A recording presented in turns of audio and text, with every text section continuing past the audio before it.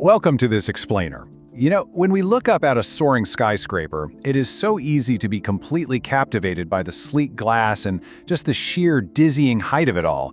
But the real magic, the actual structural genius that keeps these megastructures from just collapsing in on themselves, is completely hidden from view. So let's just dive right into this massive question. Because a skyscraper's real enemies aren't necessarily what you might think. They are the invisible, relentless, and frankly terrifying forces of nature. We're talking about immense gravity pulling millions of tons of concrete and steel straight down, and massive lateral sway from heavy winds and violent seismic shocks, just trying to snap the building right in half. Solving this? Well, it's pretty much the ultimate engineering puzzle.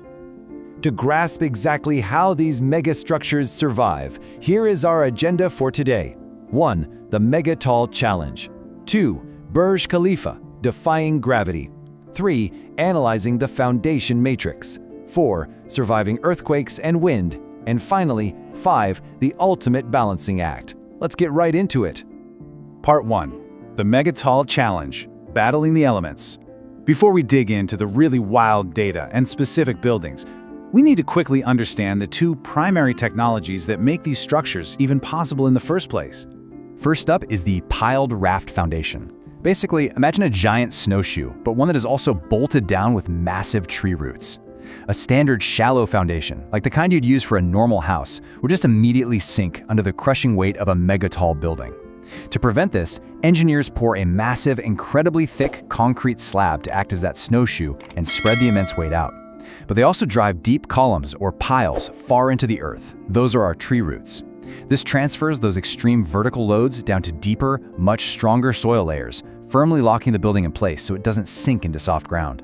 And then, for dealing with horizontal forces, like the wind and earthquakes, we've got the outrigger system. An outrigger system acts exactly like a tightrope walker holding out their arms to balance, or, the side stabilizers on a canoe. By connecting a building's rigid central core to its outer perimeter megacolumns, using stiff horizontal trusses, engineers create this giant, stabilized skeleton. This vital framework keeps the tower from snapping or tipping over in extreme conditions, ensuring that the thousands of people inside remain entirely safe. Moving to Part 2, Burj Khalifa, Defying Gravity. Let's actually see this stuff in action in the real world, starting with the absolute king of the vertical threat. Just look at the Burj Khalifa in Dubai, 163 stories of absolute modern genius. But here's the crazy part. This total behemoth somehow has to sit safely on top of loose desert sand and complex marine deposits. I mean, saying the ground conditions there are challenging would be a massive understatement.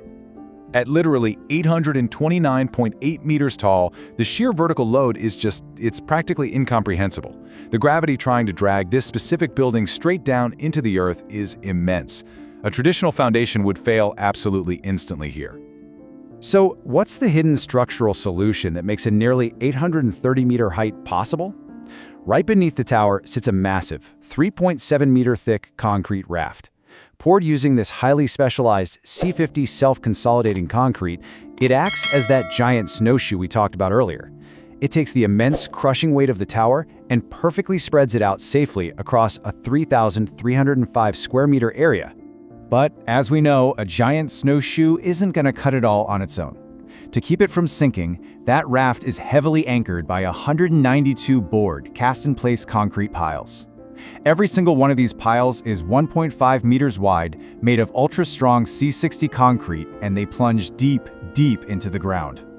Which brings us to Part 3, Analyzing the Foundation Matrix.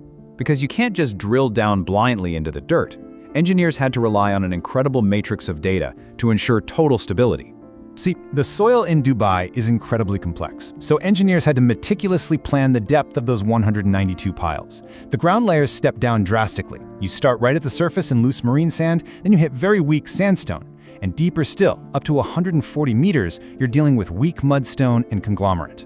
To find the exact right amount of friction to hold this massive building up safely, those piles had to be precisely driven down 47.45 meters below the base of the raft.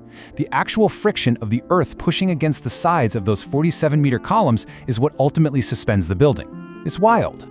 And this is where modern engineering just blows my mind. Whenever you build something this unimaginably heavy, it is going to sink a little bit over time. This is what we call settlement. Engineers used advanced geotechnical software called ELPLA to predict this. Based on their models, the software predicted a maximum settlement of 48 millimeters.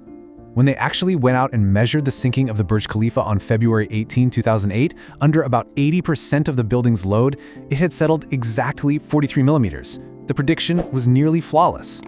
All right, part 4, surviving earthquakes and wind. So the crucial point here is that with deep piled rafts, we've firmly beaten gravity. The building isn't going to sink, but what happens when the earth shakes from an earthquake or hurricane-force winds violently blow against the top of the tower? We have to totally flip our engineering mindset here.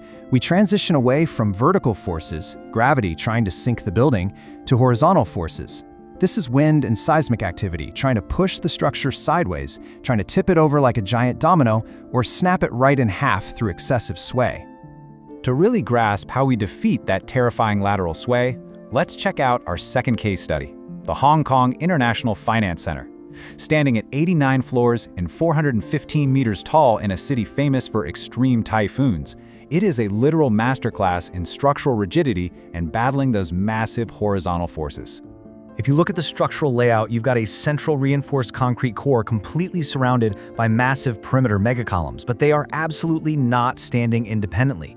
Outrigger trusses are strategically distributed vertically all the way up the building, locking the core and those perimeter columns together into one single, unified, rigid skeleton. By placing these massive, incredibly stiff trusses at highly optimal levels, specifically between floors 21 to 23, 45 to 47, and 67 to 69, engineers pulled off something absolutely remarkable. By using the outer megacolumns to physically brace the central core, these outriggers act just like those extended arms of a tightrope walker. When violent earthquake shocks or massive typhoon winds hit the tower, the outriggers transfer those intense horizontal forces outward, safely dampening the sway and keeping the millions of people who live and work in these megastructures entirely secure. Finally, part 5, the ultimate balancing act. Let's tie all these massive concepts together to see the really big picture of megatall engineering. We've conquered the ground and we've conquered the sky. What we've essentially discovered is that the breathtaking skylines of our modern cities, they're no accident. They're only possible because of the hidden skeletons beneath their glass facades. It requires a perfect, delicate synergy. The deep piled rafts driven nearly 50 meters into the earth to fight gravity, and the stiff, strategic outriggers gripping the core to fight the wind.